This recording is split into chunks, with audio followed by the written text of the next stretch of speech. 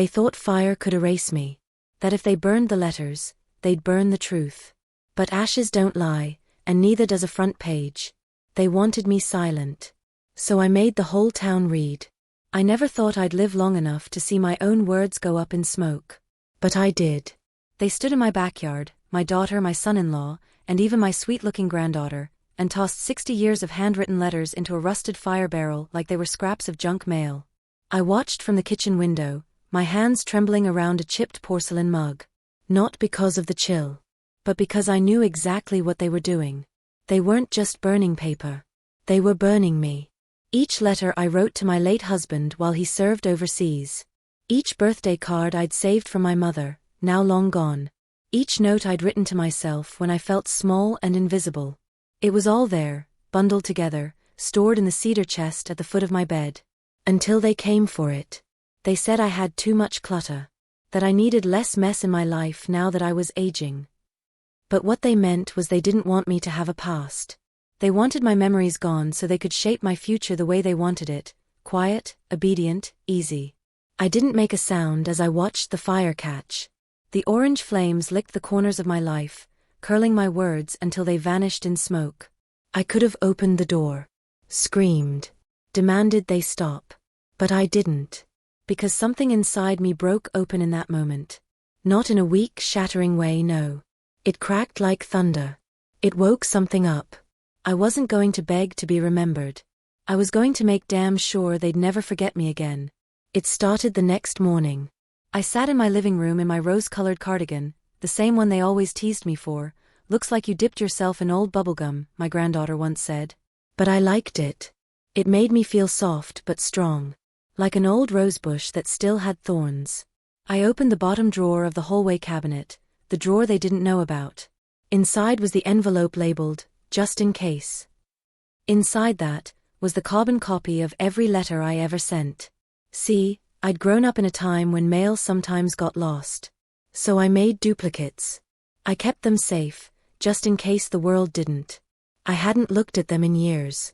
But now they were sacred. I reread the one from 1968, the one I wrote when my husband told me in his letter that he'd been injured. My handwriting was shaky then. I'd cried through the ink. But every word bled strength. I told him I loved him. That I believed in him. That we'd get through anything, even if the world burned down around us. Now here I was, watching my world literally burn. The betrayal runs deeper than fire. It's not just that they destroyed the letters. It's what came after. The silence. No apology. No recognition. They acted like they'd done me a favor. I decluttered your room, my daughter said, flipping eggs in the pan like she hadn't just torched my life story. It was mostly junk, her husband added, without looking up from his phone. Even my granddaughter, all grown now, fresh out of journalism school, laughed and said, at least now you've got space for something modern, like an iPad. An iPad. As if a glowing screen could hold the grief and joy I'd poured into those pages. As if digital words could whisper like paper could. I didn't argue. I didn't weep. I smiled. And that smile, that quiet, knowing smile, terrified them more than if I'd screamed. I went into town that afternoon. The small newspaper office still sits on Main Street, wedged between a barber shop and a bakery. Same place I used to deliver pies to on Sundays, back when they printed wedding announcements and war casualties side by side. And wouldn't you know it, the editor's desk was now run by a woman even younger than my granddaughter. She greeted me with that same modern politeness, fast, clipped, distracted. Until I slid a letter across the table. Read it, I said. My voice was calm, but something about the way I said it made her pause. She picked it up. Read. Then looked up at me, her eyes wider. This is beautiful, she whispered. Is this yours? I nodded. There's more. I pulled out the manila folder from my bag. Pages upon pages. Yellowed, but legible. Truths inked by hand. Raw. Real. I want to publish them, I said. The girl hesitated. All of them. I smiled again. Just the ones that matter most. Just the ones that'll make them remember what they tried to forget. That night, I went home and sat in the silence. The house felt different. Not because anything had changed, but because I had. I no longer felt like a tenant in my own home. I felt like a storm about to roll through. I lit a candle, pulled out a pen, wrote one more letter. This one started with, "To the people who thought fire could silence me." And I kept writing, because the page had always listened, even when no one else did. By the end of the week, the editor called. "We're going to run one this Sunday," she said. "Front page. We've never done something like this before, but people need to read this." I thanked her, then hung up the phone and sat perfectly still for a long time. Not in shock. Not in disbelief. In peace. Because the words they tried to erase, they were going to live louder than ever. Right on the front page. Of the town they thought they ruled. Of the paper my own granddaughter once interned for. Of the world that still, somehow, forgot that older voices hold the strongest truth. They laughed at my letters. They called them old scribbles. They burned them thinking that would be the end of me. But what they didn't realize is, I was never just writing letters. I was building a legacy. And now, the fire's mine. I don't sleep much anymore. I used to blame the creaking knees or the aching back or the ghost of my husband's absence. But lately, it's not the pain that keeps me up, it's the anticipation. The night before the paper went out, I sat in my recliner, wrapped in my rose-colored cardigan, watching the sky grow darker through the lace curtains. I imagined their faces when they'd read it. I pictured my daughter holding the Sunday paper with her perfectly manicured fingers, that sharp little furrow forming between her brows as she realized it was me on the front page. Because it was. The editor had done a beautiful job. She left my handwriting intact, scanned the yellowed paper as it was, creases and all. At the top of the page, in bold, she printed the headline, "To the ones who thought fire could silence me." That's how I knew it was going to hit like thunder. Sunday morning arrived quiet, like any other. But it didn't feel quiet. There's a certain kind of silence before a storm, not loud, not obvious, but heavy. Like the air is holding its breath. I went to the bakery around 7 a.m. That's when the town first starts to stir. The scent of cinnamon rolls was thick in the air, and the stack of newspapers sat on the counter beside the cash register. I didn't have to open one. I could see my letter from where I stood, my words blown up large, the paper folded so the headlines stared right out at every person reaching for their morning coffee and gossip. The girl behind the counter saw me looking and said, "You're the letter lady, aren't you?" I nodded slowly. She grinned like she was in on a secret. It gave me chills. "I don't even know you, but it felt like you were speaking to every woman who's ever been told to shut up." I paid for my coffee and one paper. Not because I didn't already know what it said, but because I wanted to hold it in my hands. I wanted to feel the weight of it. That morning, I didn't need to raise my voice. The town did it for me. By noon, I had 14 missed calls. 3 were from my daughter. 2 from my granddaughter. The rest? Unknown numbers, probably folks I hadn't spoken to in years. The ones who used to walk past me at church without so much as a nod. The ones who called me eccentric when I didn't sell the house after my husband passed, as if staying rooted meant I was withering. I didn't answer any of them. I just sat on the porch, sipped my coffee, and listened. There was shouting next door. Not angry shouting, just surprise. Shock. That good kind of scandal that small towns feed on like warm pie. And then the sound I had been waiting for, tires crunching up my gravel driveway. My daughter stepped out of the car first. She was in her usual yoga pants and oversized sunglasses, holding the paper like it had personally attacked her. Her husband trailed behind, jaw tight. And my granddaughter stood frozen by the car, paper in hand, eyes wide with a mix of awe and embarrassment. I didn't stand to greet them. I stayed in my rocking chair, legs crossed, a small smile playing at the edge of my mouth. "So," I said softly, "you read it." My daughter threw the paper onto the porch table like it was dirty. "What the hell, Mom? What part upset you?" I asked, reaching forward to gently flatten the creases. "The part where I said you burned 60 years of memories? Or the part where I made sure the whole town knew?" She crossed her arms. "You're making us look like monsters." "You burned my letters," I said, meeting her eyes. "You are monsters." My granddaughter stepped forward. She looked different this time, not smug, not self-important. Just quiet. Thoughtful. She stared at the words on the page like they were written in another language. I didn't know they were that important to you, she said. Her voice was smaller than I remembered. I almost believed her. But the image of her tossing those letters into the fire, the laughter, the offhand comment about getting me an iPad, that played like a loop in my mind. Over and over. You didn't ask if they were important, I replied gently. You just assumed they weren't. My son-in-law muttered something under his breath, then turned and stomped back toward the car. My daughter followed after him, but not before spitting out one final sentence. Fine. Be dramatic. Let everyone think you're some tragic old woman. Just don't expect us to come running when the sympathy fades. I leaned back in my chair. I don't need your sympathy, I said. I have readers now. The next morning, the editor called again.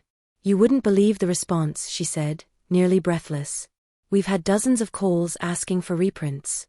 One bookstore wants to carry copies of the full letters, if you're willing to publish them. I held the phone close, stunned into silence for just a second. Then I chuckled. Well, I guess it's time someone heard the whole story. Because the truth is, those letters? They weren't just love notes and diary entries. They were a record. A map. A lifeline for every quiet woman who kept her rage neatly folded in a drawer. Every memory I'd been told to forget. Every ache I'd been told to swallow. And now they were going to live. Not in some dusty trunk. Not in ashes. But on pages. Shelves. Screens. Everywhere. By Friday, I was being interviewed on a podcast I'd never heard of. A young host with a voice like warm honey said, "You've become something of an icon overnight. People are calling you the letter lady, how does that feel?" I smiled. I think I prefer historian. I've just been documenting what too many women have been through, and too few have spoken about. She laughed. Fair enough. But let me ask, how does your family feel about all this? I paused. Then said, they're learning to read again. You see, revenge isn't always fire for fire. Sometimes, it's ink for ash. They thought they could erase me by destroying my past. What they did instead was ignite my future. And now, they can't escape it. Every townsperson who whispers behind their back.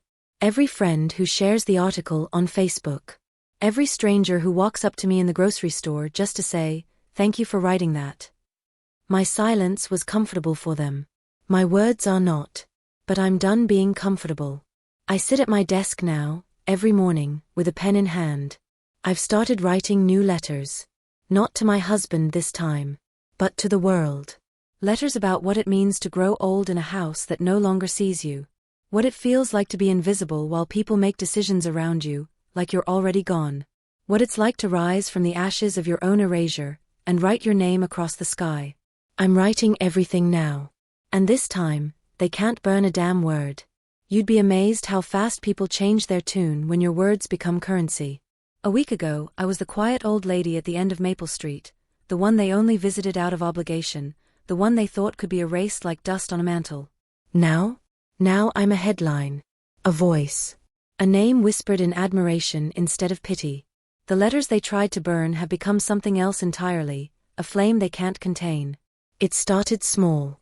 The local florist dropped off a bouquet of sunflowers with a card that read, "Thank you for reminding us that stories matter." Then came the librarian, offering me a spot in the glass display case for local treasures. She wanted to exhibit the original letters, the ones they didn't destroy. The ones I kept hidden in the bottom drawer under my socks. I told her yes. But only on one condition, that the burned ones be represented too.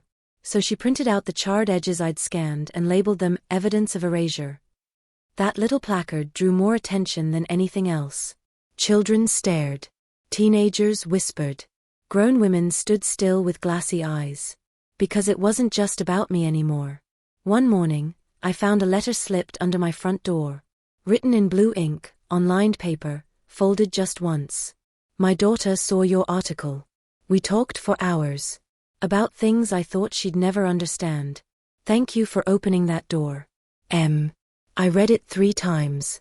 That letter is tucked safely in my locket drawer now. It reminded me why I did what I did. Why I'll keep doing it. They burned what I had, but now strangers are giving me new pages. My granddaughter came back. It was a Tuesday. I heard her car door shut and looked out the window to see her standing at the porch steps, holding something tight against her chest. She looked different. Less polished, more human. She wasn't wearing her usual crop top and designer sneakers.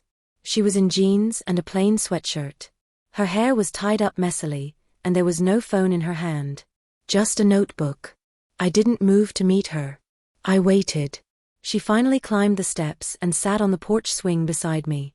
The notebook stayed in her lap like a shield. I read every letter they published, she said quietly. Then I started reading them again. I didn't interrupt. I just listened. She looked down at the notebook. I started writing some of my own. I didn't know if I could show you. I thought, maybe I didn't deserve to. That surprised me. The girl who had once laughed as they tossed my letters into the fireplace, now looking at me like a child again, not a judge. She handed me the notebook. I wrote about you, she whispered. I opened it. On the first page, she'd written, things I should have asked my grandmother before I decided I knew everything. I didn't cry. Not then. But I felt something soften inside me, something that had been locked tight since the fire. I flipped through the pages. There were stories about when she was little, about watching me from the stairs as I canned peaches, about hearing my laugh through the walls, about wondering why my house always smelled like books and lemon. And then there were the questions. What did Grandpa say to make you fall in love with him? Did you ever feel invisible? Were you scared the day you found out they threw your letters away? Each one hit me harder than the last. But the final question broke something wide open. Do you still love us, even after everything? I closed the notebook gently. Not always, I said honestly. But I want to. Later that evening, we sat together in the kitchen, drinking chamomile tea. She asked if I'd teach her how to handwrite letters. I almost laughed, not because it was funny, but because it felt like the world had flipped on its head. The girl who once told me to just get a tablet, now asking for lessons in cursive and ink. So I taught her. We sat at the dining table, a stack of note cards between us, and I guided her hand over the loops and curls. It felt like breathing again. Like I had been underwater for years, and someone finally opened a window. But not everyone was happy. The next morning, I opened the mailbox and found an anonymous note. Old stories make nice kindling. Maybe next time, burn them before they burn you. No return address. No name. But I recognized the paper. The font. The heavy perfume scent. My daughter still thought she could scare me into silence. But I've been through war. Through death. Through a house full of grief and a room full of ashes. There's not a damn thing left that scares me. Instead of hiding the note, I sent it to the newspaper. The editor ran it in the next week's issue with the caption, "The cowards still send threats. We still print the truth." I became more than a curiosity at that point. I became a symbol. People started stopping me on the street. Not just to say they read my story, but to ask if I would read theirs. Mothers handed me pages. Teenagers scribbled poems and left them in my mailbox. One man asked if I'd help him write a letter to the brother he hadn't spoken to in 20 years. I wasn't just writing anymore. I was helping others be heard. My daughter called again. This time, I picked up. "Are you done humiliating us yet?" she snapped. I stayed calm. "No. But you're welcome to read the letters too." "You've made us a joke, Mother. People whisper when I walk into the store. They act like I'm abusive." I tilted my head. "I wonder why." There was silence on the other end. "Then, you're twisting things. It wasn't that serious. They were just old papers. You're blowing it up for attention." I took a slow breath. "You burned my words because they made you uncomfortable. You thought if you destroyed the evidence, you'd never have to face the truth. But guess what? The truth can't be erased. It only spreads." Click. She hung up. I didn't call back. That night, I held the notebook my granddaughter gave me and added a note on the last page. Sometimes, you lose a daughter and gain a witness. Sometimes, silence gives birth to a symphony. And sometimes, the burned ashes become the ink of your greatest story. I don't want revenge that ends in shouting or slammed doors. I want them to live every day in the shadow of the truth they tried to bury. And more importantly, I want others to rise from that same shadow. They wanted me to disappear quietly. Instead, I've become a megaphone. And I'm not finished. Not yet. I used to think the biggest stage I'd ever stand on was my front porch, rocking chair, tea in hand, watching the world pass me by. But now? I'm walking into the town hall auditorium, and people are clapping. For me. They call it a community conversation. A kind way of saying, let's talk about the fire you started with your truth. I didn't ask for this event, it was the local librarian's idea, after the letter display drew more visitors in 3 days than she'd seen all summer. She said people wanted to hear from the letter lady. That's what they call me now. Funny, isn't it? They used to call me a relic. Now I'm a writer. The auditorium isn't grand. Fluorescent lights hum overhead. The folding chairs squeak. But every seat is full. Young people. Old folks. Men and women. A couple of kids sitting cross-legged in the back. All here for one reason, words. Mine. My granddaughter sits in the front row, clutching the same notebook she showed me last week. Her expression is nervous, not for herself, but for me. As if she thinks I might falter. But I won't. Because when you've been silenced for decades, and someone finally gives you a microphone, you don't tremble. You roar. I step up to the wooden podium and take a moment to breathe. Then I begin. Some people think the worst thing you can do to a person is hit them. I disagree. I think the worst thing you can do is make them feel like they never existed. The room is dead silent.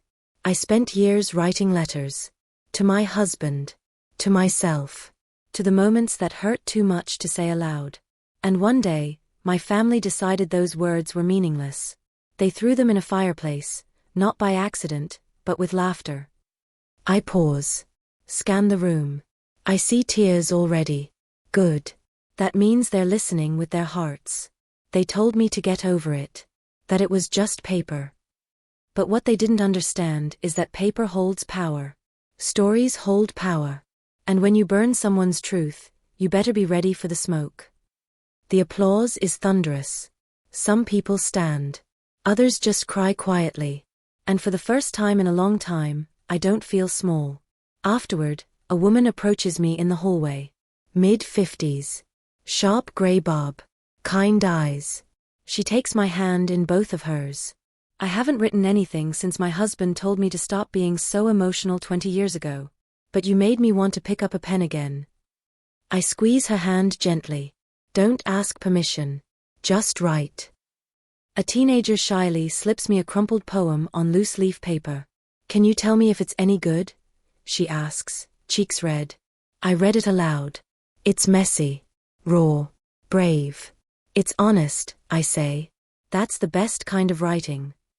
She beams. Back at home, I make tea and sit with the notebook my granddaughter gave me.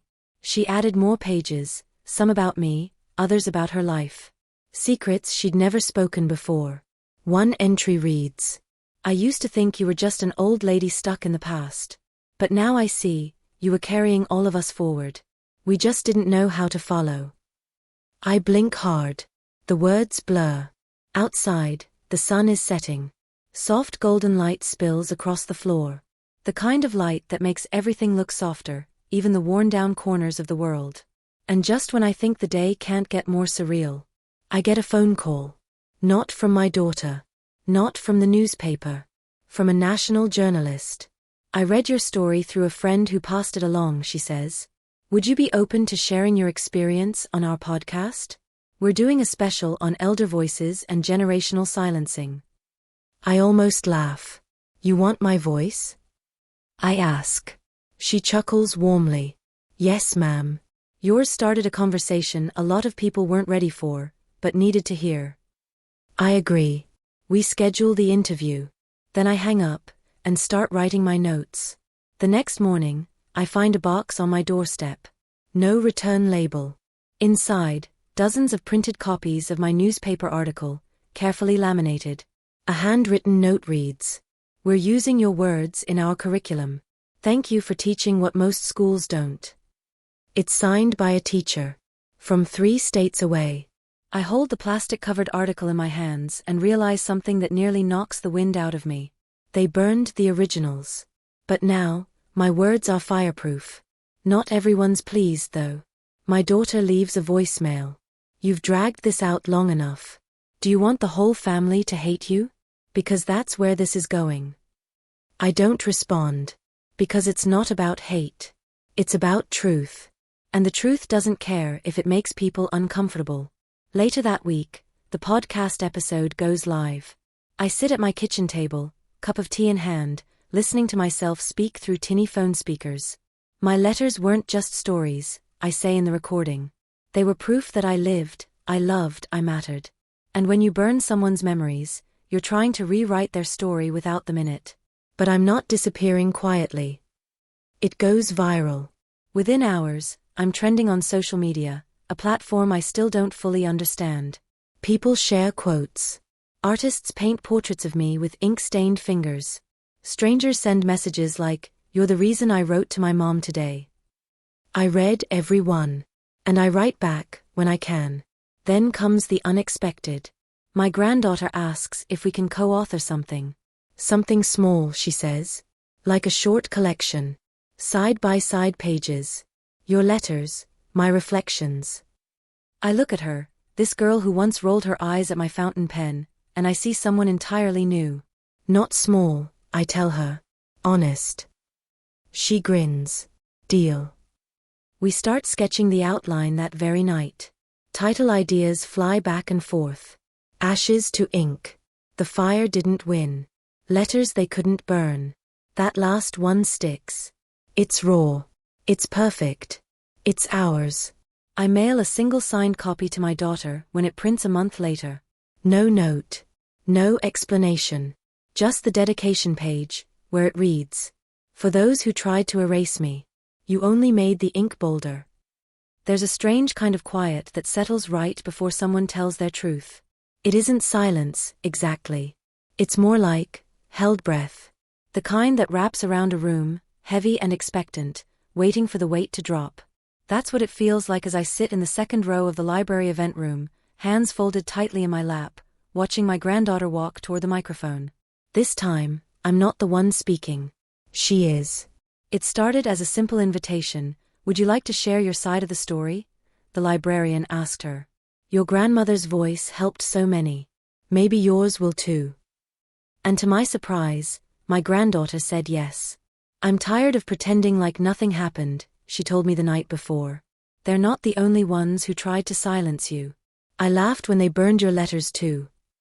My heart didn't break. It just opened. Because truth doesn't always come in sweet apologies. Sometimes it shows up as courage laced with regret. I told her, "Speak with your whole chest, baby. You only get louder when you stop whispering."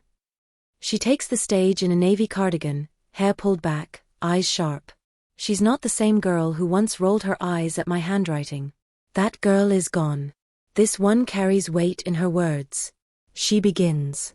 "When I was 15, I watched my family toss my grandmother's letters into the fireplace. I laughed. I thought it was funny. I thought she was just being dramatic, clinging to the past." She pauses. The air thickens. But what I didn't see then was that those letters weren't about the past. They were her soul. Her memories. Her love, her grief, her warnings, her history. And we burned it like it was trash.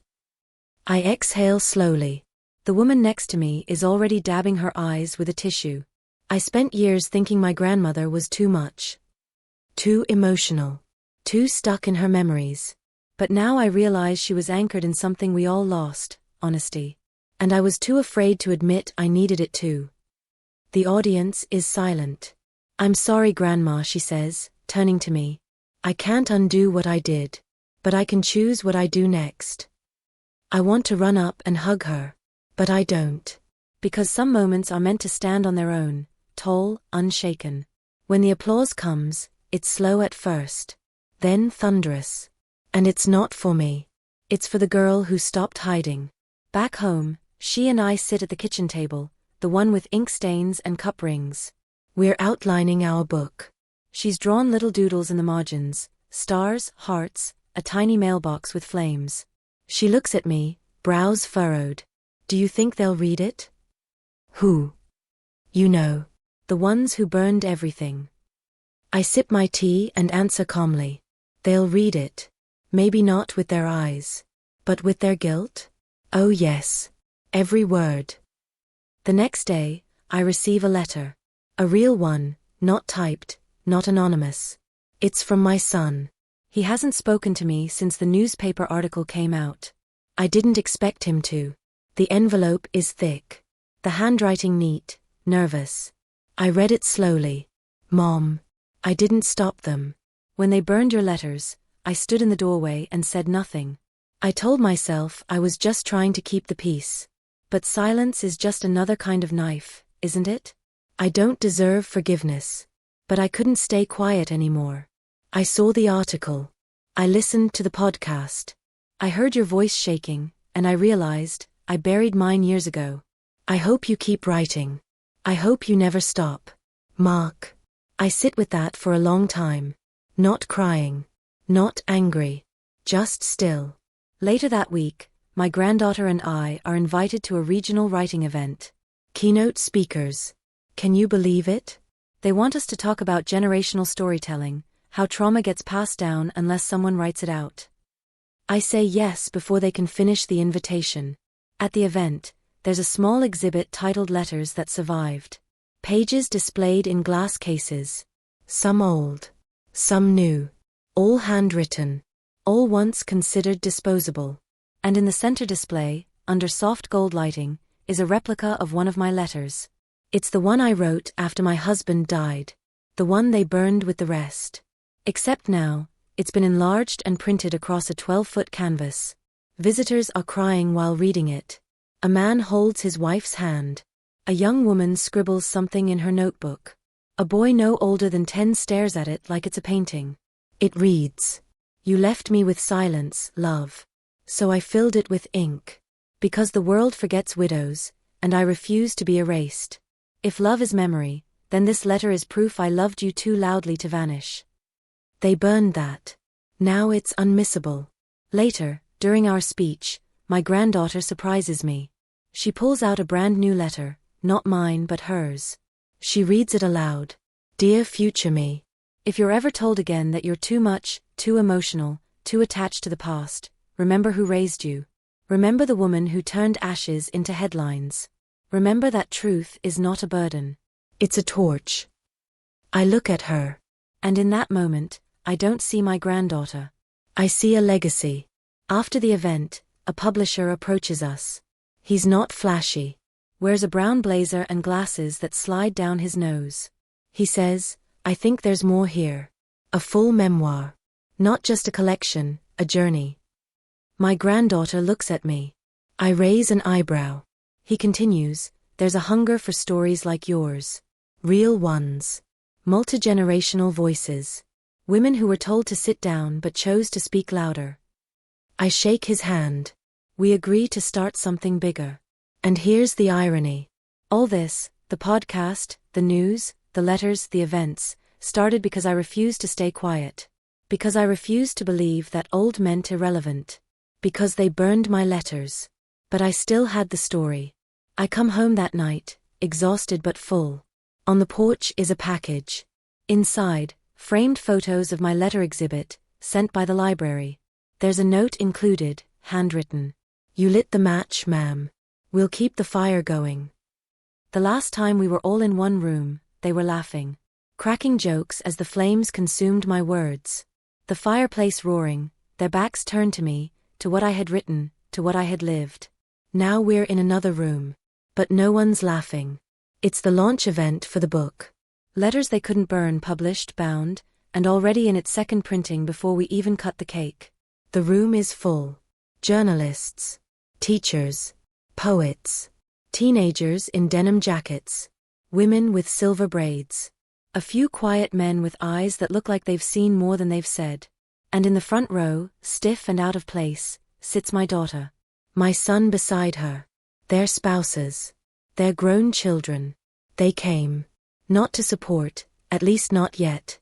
No, they're here because the family name is now public. and they can't control the narrative anymore. The event coordinator clears her throat. We'd like to welcome the co-authors of Letters They Couldn't Burn, a project that started with ashes and ended with a spark that's lighting up the nation. My granddaughter smiles at me. Nervous. Proud. I walk slowly to the stage. No cane. No shame. Only purpose. I begin reading. Not the introduction. Not the praise. No. I read the letter they burned first. The one they called dramatic. The one I wrote after my husband's funeral when no one came to check on me. You died, and the house didn't make a sound. The fridge buzzed. The clock ticked.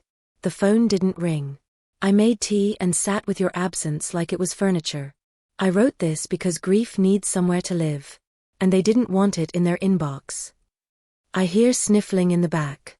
I keep going. I read 3 letters. Then I stop. And I look right at the front row. You said I was clinging to the past, I say, my voice steady. But the truth is, you never let me have one. My daughter looks away. My son just stares. And then someone raises their hand in the back. A girl. Maybe 19. Can I ask a question? She says. I nod.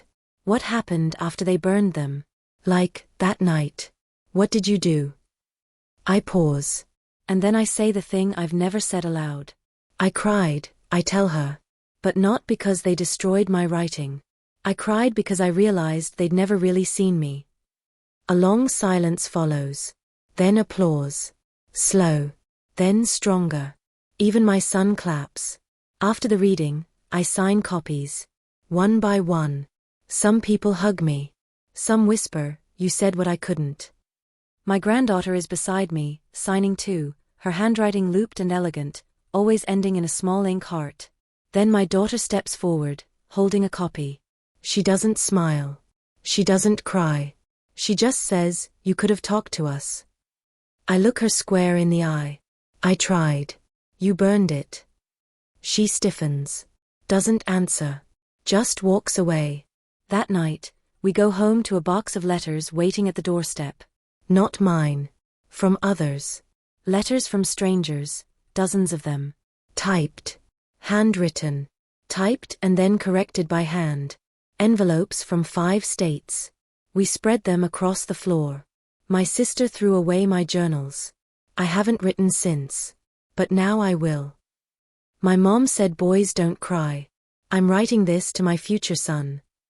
Your story reminded me I'm not invisible. We don't sleep. We read them all. And in that soft hour before sunrise, my granddaughter looks up and says, we need to do something bigger. I raise an eyebrow. Bigger than publishing? Bigger than us. The idea starts small, like a spark. By the end of the week, we've filed paperwork for a foundation. Ashes to Ink, a non-profit that helps marginalized voices tell their stories. Workshops. Scholarships. Journals printed with quotes from the book. Letter writing nights at community centers. We don't just want people to read our letters. We want them to write their own.